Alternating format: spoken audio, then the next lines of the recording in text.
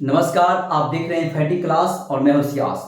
चलिए आज हम लोग इंग्लिश बुक का पहला चैप्टर पढ़ने जा रहे हैं। रेनबो बुक का पहला चैप्टर, उस चैप्टर का नाम होगा इंडियन सिविलाइजेशन एंड कल्चर।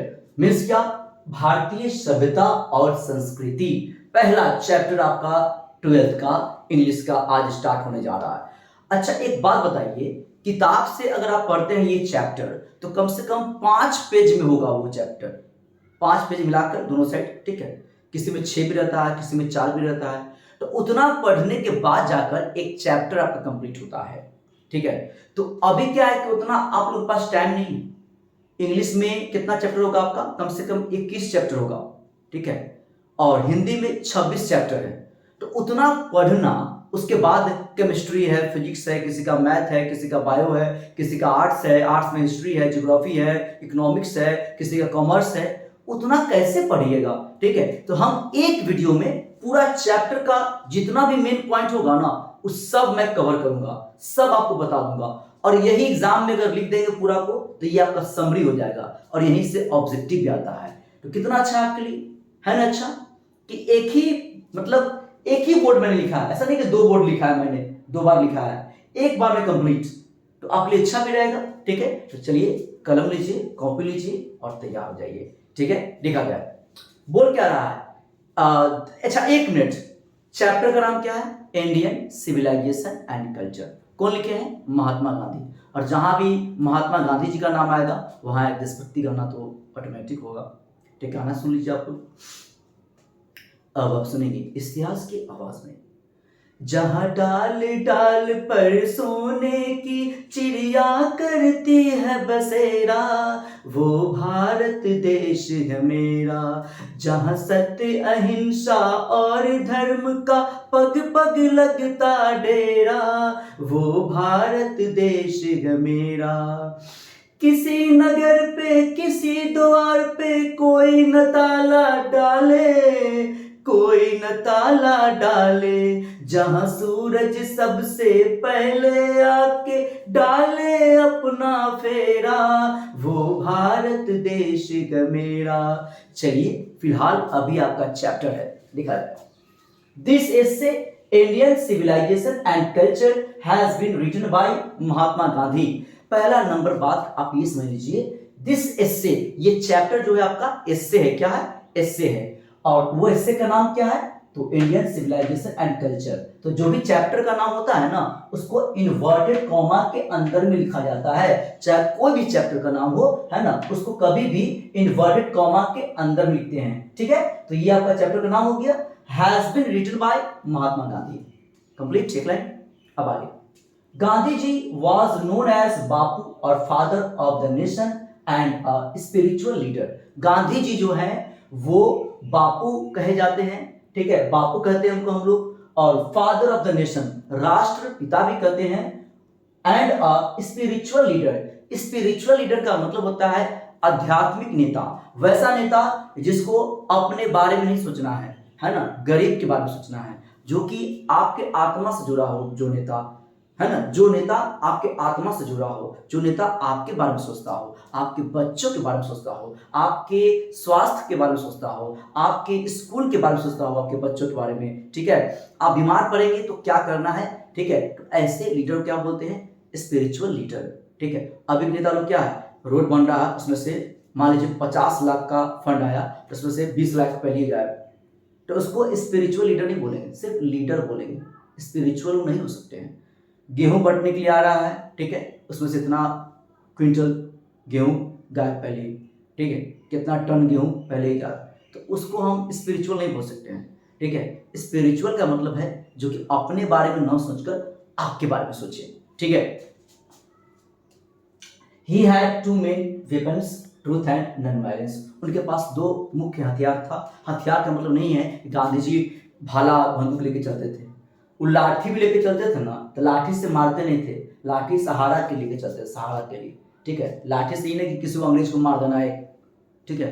तो वो 2 गो हथियार था, ट्रूथ एंड नॉन वायलेंस, सत्य और अहिंसा। गाना भी अभी हम गाए थे, जहां सत्य अहिंसा और धर्म का पग पग लगता डेरा, His autobiography is My Experiments with Truth and he wrote many articles for Young India.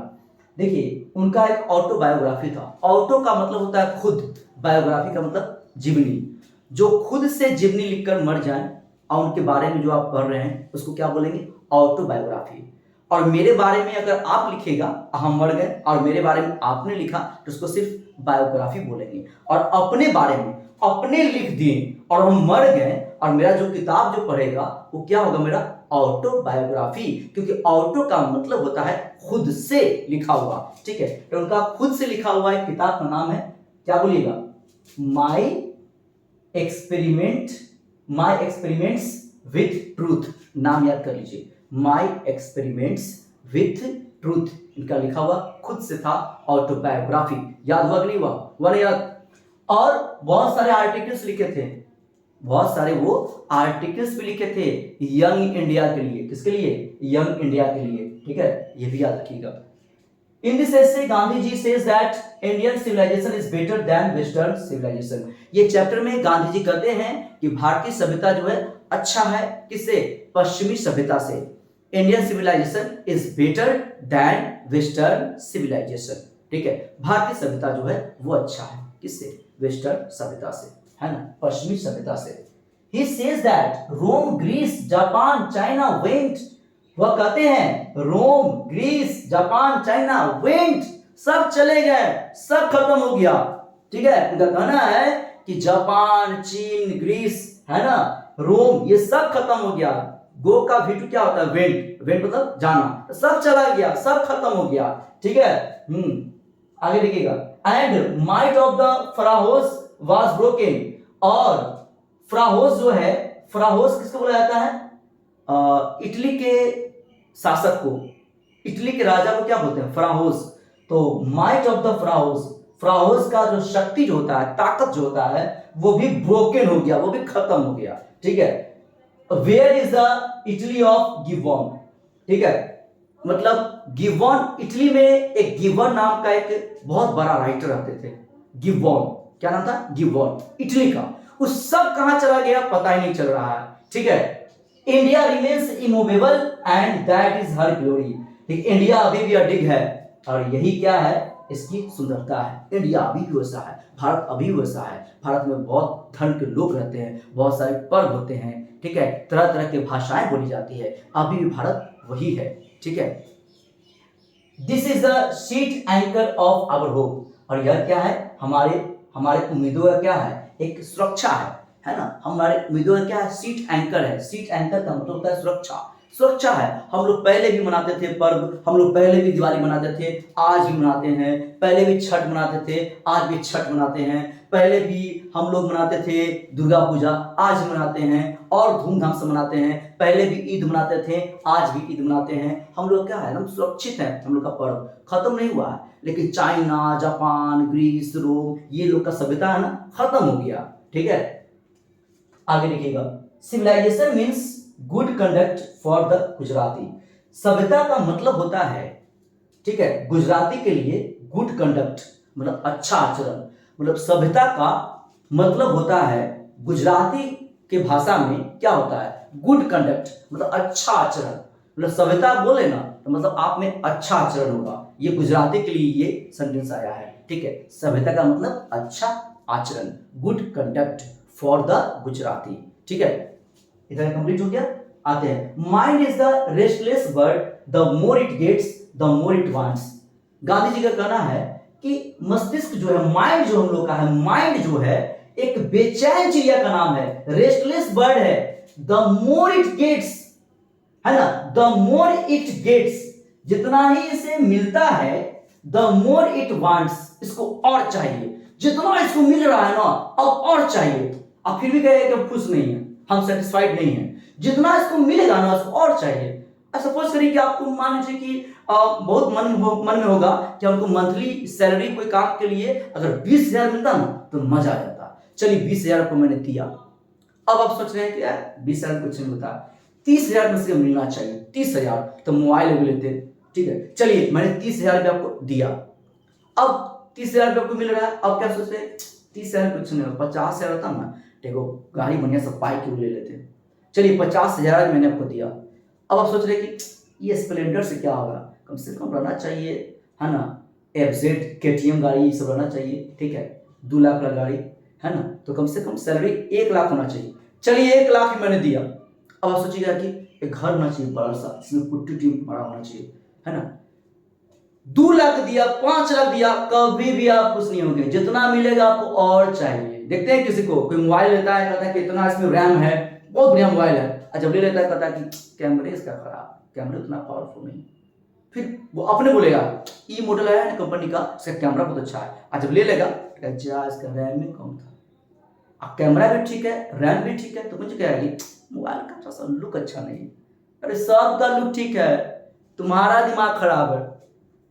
क्या गांधी जी जो बोल रही हैं कि mind is the restless bird, the more it gets the more it wants, जितना इसको मिलता है इसको और चाहिए। तो क्या मोबाइल के पीछे पड़े हो, अंबानी है ना, इतना पैसा कमाते हैं डेली का अरबों रुपया, फिर भी उनको और चाहिए, और आपको 50,000 में पेट भर जाएगा, कोई पाय नहीं, आपको भी और चाहिए, ठीक है। इसलिए जितना में है उतने में खुश रहिए। इसलिए पार्ले जी खाते हैं, पार्ले जी ही खाते रहिए, है ना, ज्यादा, है ना, आगे बढ़ने का कोई काम नहीं है।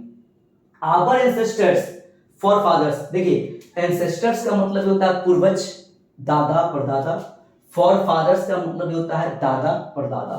Said that in cities there would be gangs of thieves and robbers and poor men would be robbed by rich man.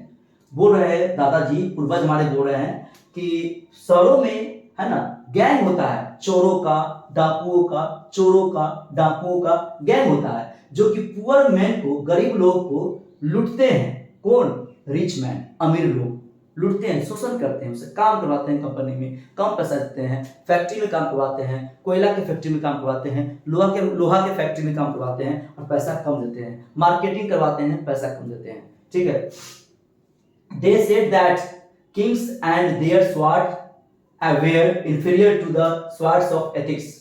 बोल रहे हैं, वे कहते हैं हमारे पूर्वज कि राजा और उसका तलवार जो पहले होता था वो इंफीरियर होता था, तुच्छ माना जाता था, घटिया माना जाता था, किसके सामने?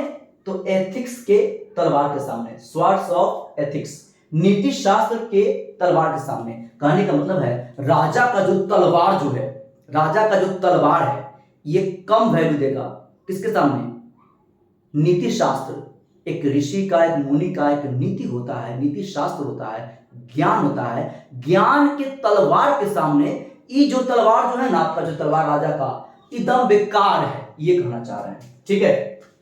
This nation had courts, doctors and lawyers were all with in limit. पहले भी कोर्ट था, पहले भी डॉक्टर था, पहले भी वकील था, लॉयर्स था, लेकिन सब अपने अपने लिमिट में रहते थे। लेकिन आजकल का कोर्ट का नाम सुनिए डर लगता है, आज नाम सुनिए डॉक्टर का डर लगता है, आज सुनिए लॉयर्स का नाम डर लगता है, कोर्ट का नाम सुनिए बिना मतलब का केस कर देगा, दौड़ते रहिए, पैसा लगते रहेगा। केस करने वाला आदमी खुद मर जाता है, लेकिन फिर भी केस कंप्लीट नहीं होता है। डॉक्टर ये चीज का जांच, वो जांच, इतना पैसा, दवा का पैसा, फीस है, जांच का पैसा, डर लगता था पहले, अब डर लगता है, पहले सब बात नहीं था।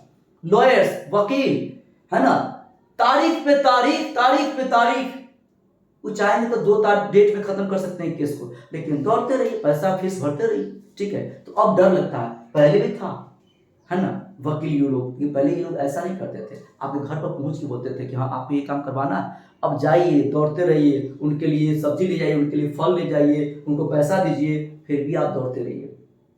Modern civilization is the worship of the material.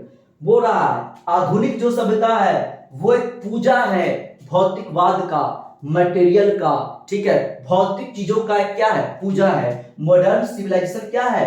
भौतिक चीजों का एक पूजा है। आप हर चीज को क्या करते हैं, जैसे कि अभी हर चीज आपका भौतिक चीज आप देख रहे हैं ना, उसके पीछे आप पड़े हुए हैं, है ना। आप टीवी देख लीजिए, टीवी छोड़िए ना, मोबाइल देख लीजिए, फ्रिज है, रेफ्रिजरेटर है, हर चीज में, बाइक देख लीजिए, 4 चक्का आपका, है ना, हर चीज आपका क्या है? मटेरियल आपका भरा हुआ है, भौतिक जो चीज जो आपका है उसके पीछे भाग रहे हैं। धनतेरस आता है तो धनतेरस में चम्मच उम्मच खरीदने वाला लोग बहुत कम होता है, मोबाइल चाहिए, बड़ा सा फ्रिज चाहिए, बड़ा सा टीवी चाहिए, सोना चाहिए, ये चाहिए, वो चाहिए, खाली वैसे के पड़े हुए हैं, ठीक है। एसी चाहिए, ठीक है।